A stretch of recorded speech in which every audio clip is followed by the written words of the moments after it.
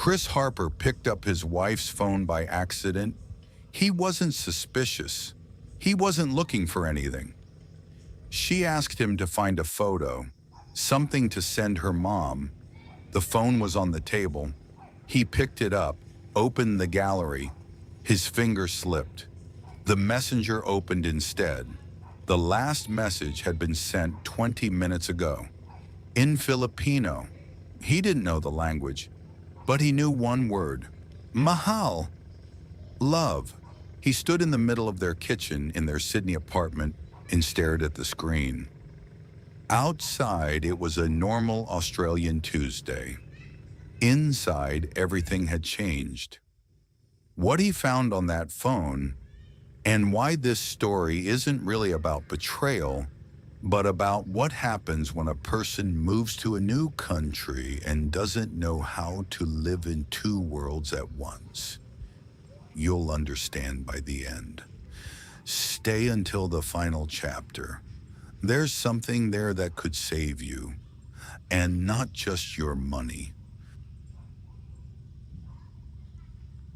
Chris Harper was 46 years old, Australian, from Brisbane. He owned a small construction company, not rich but comfortable. House, car, stable business. Divorced at 38, 10-year marriage to an Australian woman, 2 sons. The divorce was long and expensive. The kids stayed with their mom. Chris paid child support, saw them on weekends. Good dad, as good as he could be. After the divorce, he just worked for a few years.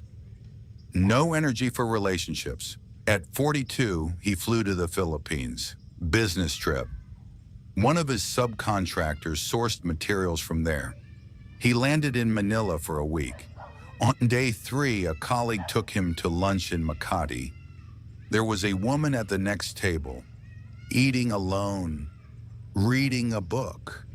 Chris later said, she was the only person in that restaurant not looking at a phone. He asked his colleague to introduce them. Joana Villanueva, 34, Manila, an accountant at an international company. Good education. De La Salle University, one of the best in the Philippines. Her English was flawless. She came from a middle-class family. By Philippine standards, that means her father was an engineer, her mother a school teacher, their own house in the Manila suburbs, kids who went to college, not married. There had been a boyfriend a few years back. Didn't work out. She didn't elaborate on that first night. Chris asked her to dinner that same evening. She said yes. They talked for 4 hours. He told his friend Stuart afterward, she's smart, genuinely smart. No performance, no flirting, just conversation. I haven't met anyone like that in years. Stuart said, be careful. Chris didn't hear it. After that trip, they stayed in touch. Business emails at first, then personal messages in the evenings, then video calls. Joana wasn't pushy. She never asked for money. She didn't flood him with messages. She had her own career, her own life. That was what drew him in most. Chris flew back to the Philippines 3 more times over the next year. Always officially for business. Always a few days with Joana. They went to the islands. She showed him the real country, not the tourist version. Introduced him to her friends, then to her mother. Her mother accepted Chris warmly, reserved, politely Filipino, but genuinely warm. On the 3rd visit, Chris asked, have you ever thought about moving? Joana didn't answer right away. Then, that's a big step. I know, but I want it. She looked out at the water. They were sitting in the Manila waterfront. Give me time to think. 2 months later, she texted, yes, I'll try. The process took almost a year. A partner visa to Australia is serious. Evidence of the relationship, financial documents, medical clearances, embassy interview. Chris hired an immigration lawyer. Joanna took unpaid leave from her job, then resigned. In March 2019, she landed in Sydney. Chris met her at the airport with flowers. They moved into his house together. He'd bought a bigger one, specifically for this. The first months were good. Joanna adapted quickly. Language wasn't an issue. Her qualifications transferred. She found accounting work within 3 months. She applied for permanent residency, the standard next step after a partner visa. Chris was happy. He told Stuart, "This is it, mate. This is what real life feels like." Stuart smiled, but there was something careful in him. Joanna was a good partner. That needs to be said honestly. She kept the house. She cooked, and cooked well. She was attentive. She remembered details. When Chris came home after a brutal day at work, she knew when to just be quiet beside him and when to talk. His sons were wary at first. The older one, 20, stayed cold. The younger one, 17, was curious. By the end of the first year, both had warmed up. She made friends with his circle. Everyone liked her, smart, composed, unobtrusive. At Christmas that first year, they flew to the Philippines. Chris spent New Year's Eve in tropical heat for the first time, at a massive table with Joanna's family. He said afterward, "Best Christmas of my life." But even then, he noticed small things. Her phone always face down in the table. She never took calls in front of him. Always stepped into another room. Sometimes she'd smile at something on the screen and quickly put the phone away. He never said anything. Personal space, he told himself. That's normal. Early in the second year, they got married. Small ceremony in Sydney.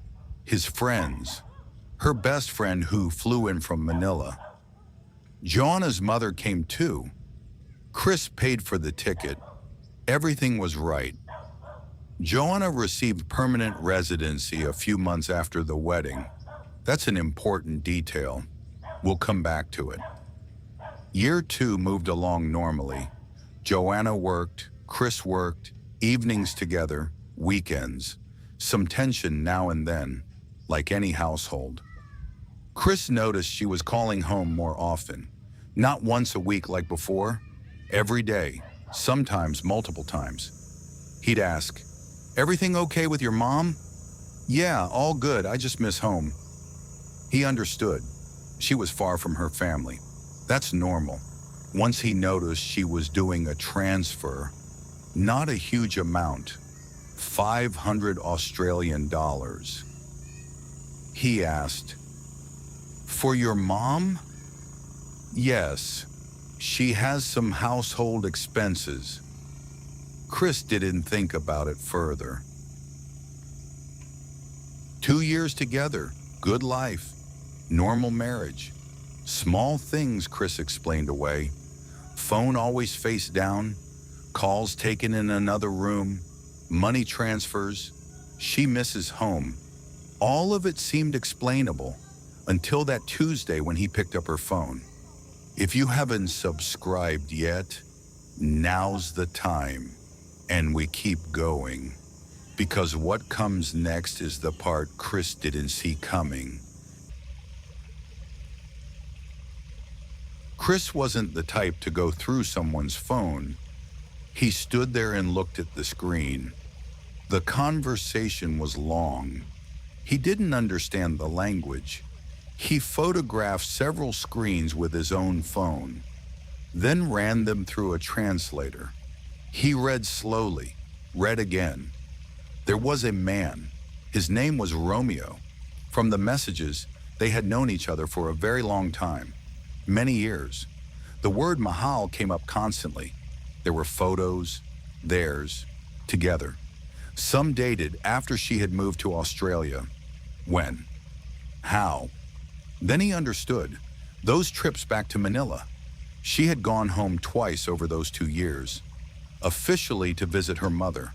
The money transfers, not to her mother. There were messages about plans.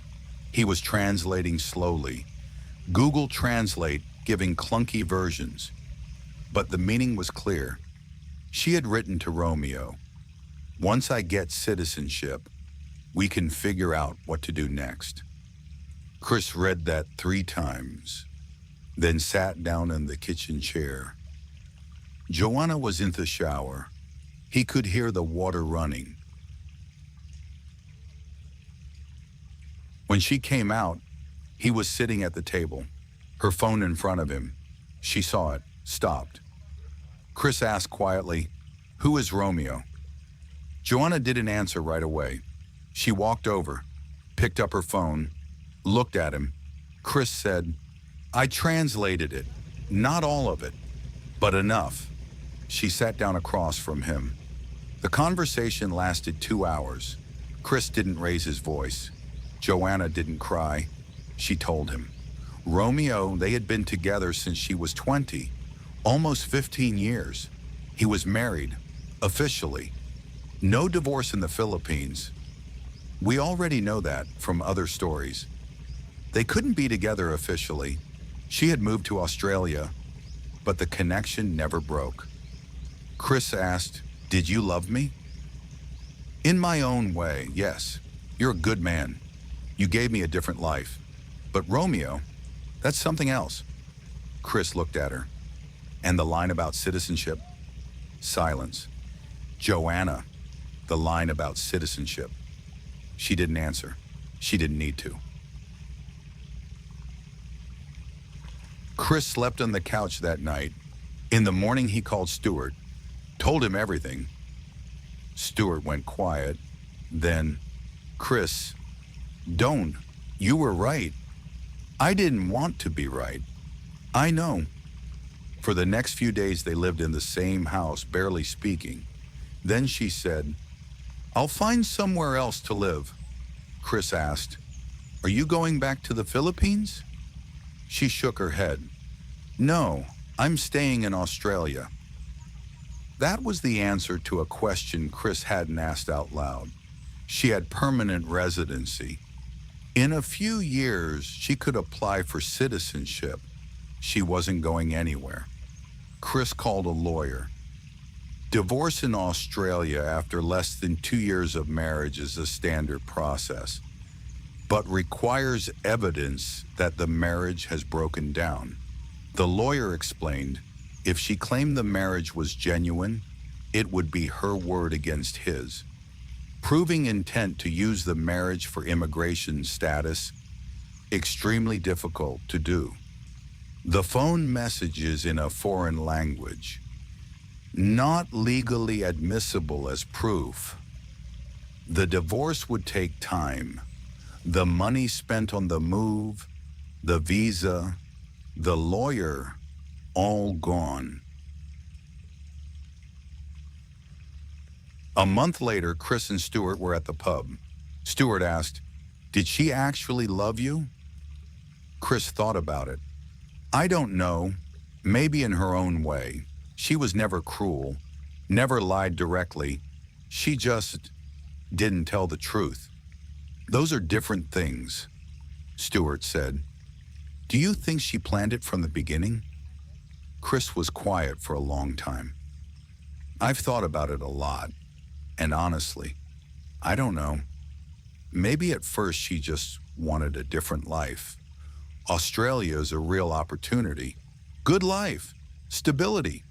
And then Romeo didn't let go. Or she didn't let go of him. And then the line about citizenship appeared. Maybe it was all planned from the start, maybe not." "I can't get inside someone else's head," Stuart asked. "Do you miss her?" Chris looked into his glass. "Yeah, weirdly, yeah, because those 2 years were real, not entirely. not honestly, but something in them was real. There was just something else happening at the same time. We need to talk about the system, not because Joanna is some obvious villain. Her story is more complicated than that. But the phenomenon of visa marriages is real, and it's more common than people admit. Here's what it actually looks like. Australia, Canada, the US, the UK. These are countries people want to reach for obvious reasons. Quality of life, opportunity, stability. For someone from a country with limited options, marriage to a citizen of a developed country is one of the few real paths to a different life. Most of these marriages aren't pure scams. There's something more complicated. A person can feel genuinely attached to their partner and at the same time see the relationship as a practical opportunity. It doesn't have to be a conscious plan from day one. Sometimes it grows. I'm happy with him, and on top of that, this is a way out. Both motives exist at the same time. One doesn't cancel the other. In Joanna's case, there was a third element, Romeo, a man she couldn't release. She left for another country, but she didn't leave him. That's not rare for people from places where there's no divorce. You can't officially close the chapter. Emotionally, you can't either. So a person ends up living in two worlds at once.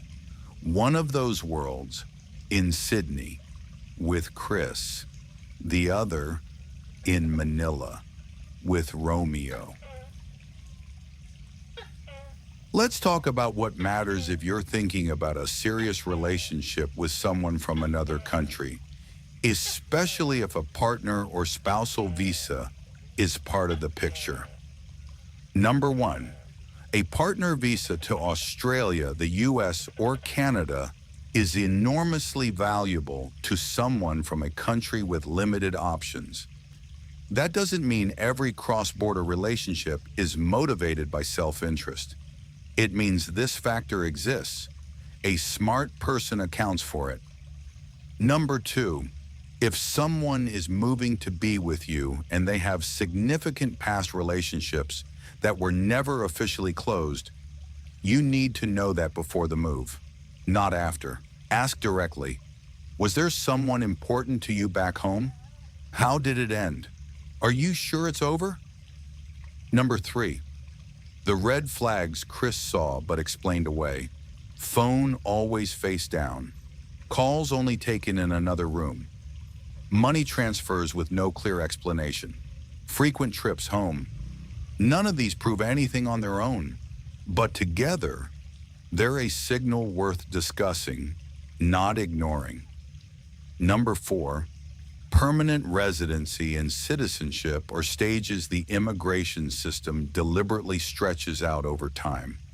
That's a safeguard, but it doesn't work if someone is willing to spend 2 years to get through it.